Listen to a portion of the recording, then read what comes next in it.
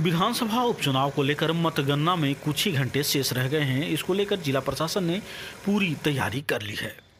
मतगिनती करीब सुबह 8 बजे से शुरू हो जाएगी। मतगणना के लिए 21 टेबल बनाए गए हैं जो 18 राउंड तक चलेगा। कोरोना संक्रमण को देखते हुए चुनाव आयोग के गाइडलाइन के अनुसार 3 हॉल में 60 टेबल करके 3 हॉल बनाया गया है। दुमका उपचुनाव में 368 बूथों में कुल 1,64,663 मतदान हुए।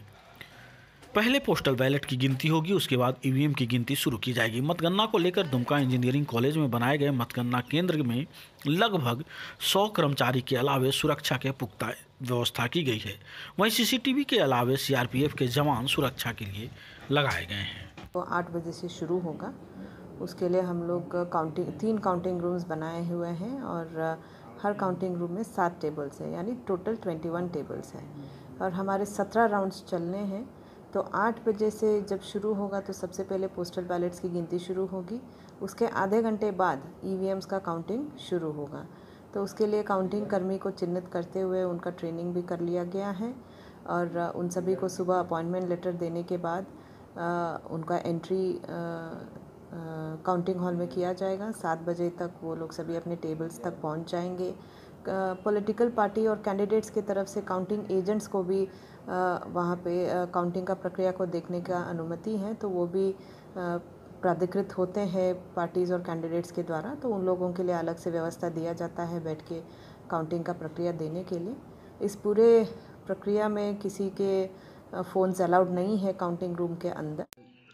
दुमका 10 का कॉन्स्टिट्यूंसी का जो इलेक्शन अभी बाई इलेक्शन हुई है उसके जितने ईवीएम्स है वो सुरक्षित स्ट्रांग रूम में रखी गई है। उक्त स्ट्रांग रूम इंजीनियरिंग कॉलेज में अवस्थित है, जहां पर तीनों टायर का जो सुरक्षा होता है वो प्रोवाइड किया गया है।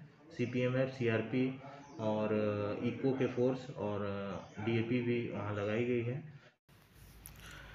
इधर उपचुनाव को लेकर भाजपा और जेएमएम के दोनों प्रत्याशी अपनी अपनी जीत को लेकर आश्वस्त हैं। बीजेपी के प्रत्याशी लुइस मरांडी और जेएमएम के प्रत्याशी बसंत सोरेन को जनता के फैसले पर पूरा भरोसा है। दोनों प्रत्याशियों ने अपने जीत के बाद चुनाव में जनता के लिए किए गए वादों को पूरा करने का भरोसा जताया है और उस भरोसा के आधार से हम कह सकते हैं दुमका उपचुनाव का जो रिजल्ट निकलेगा वो भारतीय जनता पार्टी के पक्ष में निकलेगा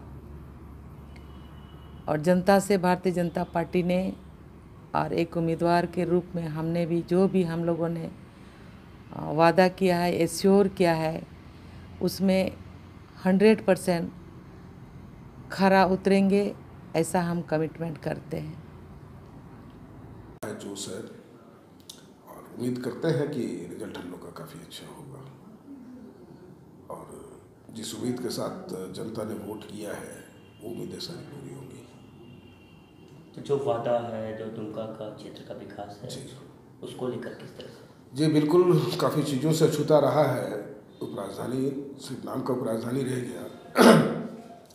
उपराजधानी का दर्जा इसको ढंग से मिला नहीं और जो सुविधाएं होनी चाहिए उपराजधानी की उससे हमेशा अछूता रहा है। सारी चीज़ें यहाँ होंगी, सारी सुविधाएं यहाँ मौजूद कराई जाएंगी। हॉस्पिटल की व्यवस्था, शिक्षा की व्यवस्था, रोजगार से संबंधित चीज़ें यहाँ जरूर करेंगे। बहरहाल दुमका विधानसभा उपचुनाव में जनता ने अपना फैसला दे चुका है। ईवीएम में कैद हो चुके 12 प्रत्याशियों का भाग्य का फैसला मंगलवार को दोपहर तक सामने आ जाएंगे। अब देखना यह है कि जनता किसे अपना सिरमौर बनाती है।